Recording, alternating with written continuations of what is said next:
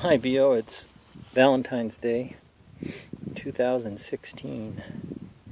I'm up here on top of this mountain. It's about a 4,000 foot mountain. I climb it each day. It's about 2,000 vertical feet, 5 miles round trip. It's a good hike. Anyway, I just wanted to contact you and tell you thanks. There's a couple of reasons. Maybe a couple other messages too, but a couple of reasons. I wanted to let you know about what I did, and then wish you the best on your upcoming graduation. I had a very successful hike. I went 1,491 miles, of which I hiked about 1,000 miles over the hills and into the valleys and very lonely, wonderful, beautiful beach country, all through Oregon and then down to, all the way to Tijuana, which you know. Anyway, I wanted to thank you for that, because until you, I couldn't have done it. There was just something that you allowed me to do all the things I could do. And I wanted to get my wild back. And I always went to the woods, always went to the adventure for the wild. And I wanted to live that coolness in my head and physically, and I did. It was beautiful, wonderful, still am. I also had a real good contact down here who wanted to do the kind of work I like to do. So I pursued it, and it's a good thing. It's very good. The magic's back. But I mainly wanted to thank you, because there's just this drive that I have in my memories of you that are so cool, and I enjoy remembering them. And then I wanted to say to you that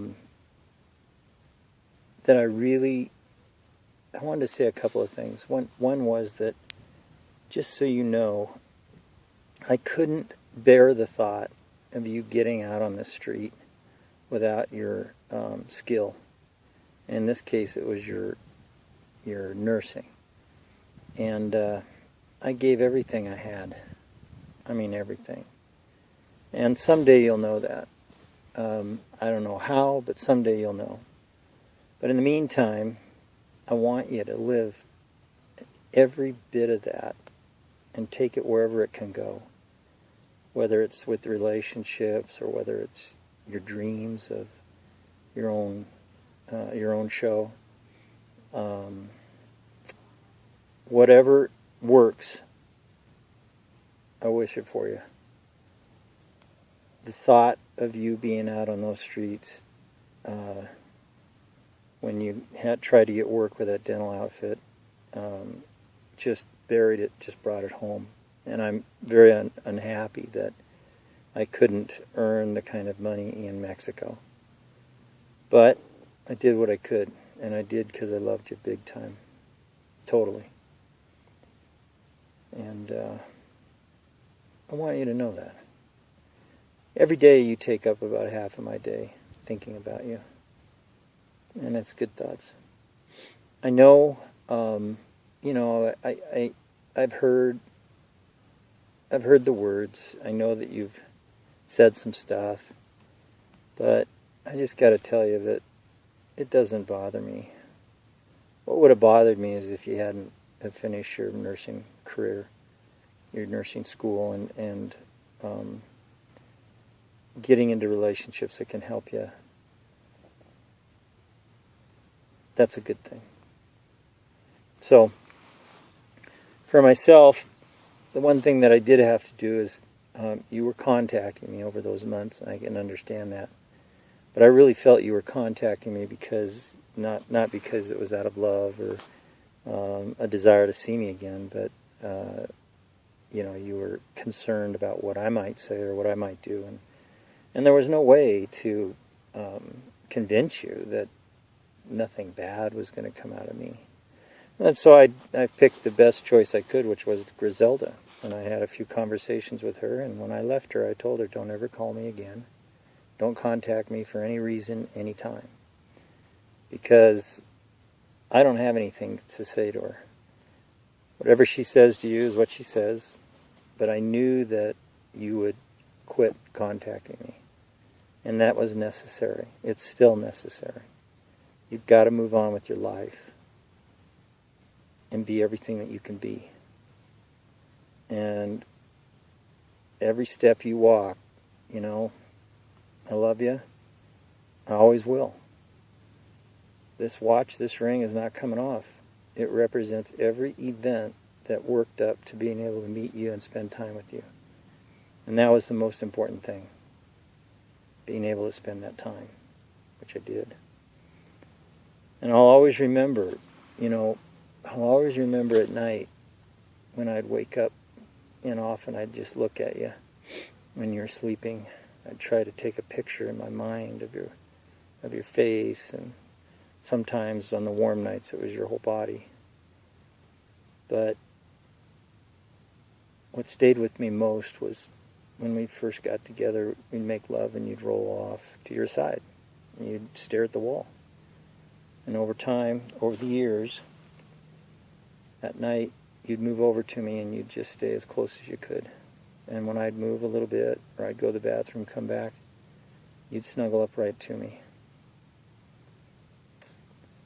And I knew then that my feelings were your feelings. And your feelings were my feelings. One last note. Last May I met you in Tijuana. And what I noticed was these things. When I was with you, I tried to give you everything I could. You know, whether it was your hair, your nails, your clothes, your teeth, whatever I could to make that image of yourself equal to what you wanted it to be. I wanted to do that for you, and I did. But when I saw you, I noticed that those little details weren't being taken care of. And so I knew that the relationships that you were in were not of the same manner or the same kind. It's my hope that you can reestablish that kind of deep love, because you're totally worth it. I'm always going to love you, Beal. I spent a lot of years getting to where I needed to go, and I wanted to meet someone like you, and I did. But I got to keep on my path, and you got to keep on your path. So I won't be making contact. I can tell you this, that when your Skype comes up green, I'm all over it giving you a big hug. I'm looking at that green Skype and I'm knowing you're on the other end of it. And I just want to give you a big hug. But at the same time, you got to go your way. And I want you to know I love you. And no harm is going to be done. I will contact you again next Valentine's Day. There'll be things to say, news to give you, that I would like to give you. I'd like maybe to hear what your dreams have become.